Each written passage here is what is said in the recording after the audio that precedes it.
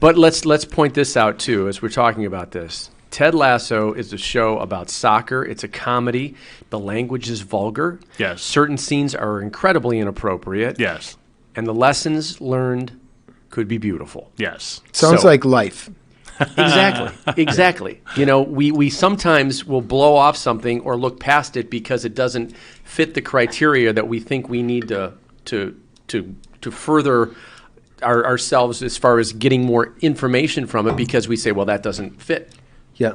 But Father, you continually open yourself up to the latest movies, the latest books, the latest music to find out what you can pull from it that's of value and that's quality. Yeah. And there's so many rap artists, there's so many musical genres I wouldn't normally listen to that I'm like, wow, that's powerful stuff.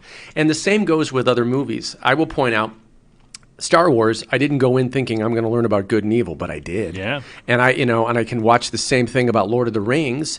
Tolkien, of course, an author of great faith, and there's so many biblical references and biblical allusions is what they call them in literature, where he kind of uses the Bible as a skeleton script and builds characters around those same concepts. Yep.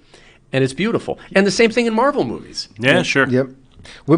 Deacon Mike and I have talked before when we did a show on Jordan Peterson about archetypes, and you will find particular types of characters in film that are also present in the scriptures.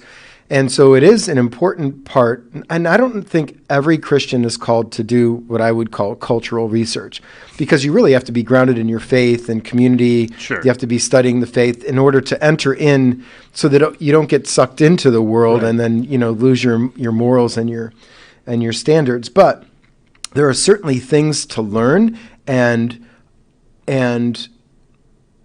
that parts of, or the seeds of the gospel are present in good literature and good film and good TV and good music. And I know when Bishop Barron began his Word on Fire ministry, he was reviewing movies like The Departed or Fargo, which were rated R films, and he took some flack because there was cussing in there, some nudity, and he said he's not going to the films for that, but he's pulling out what's actually good.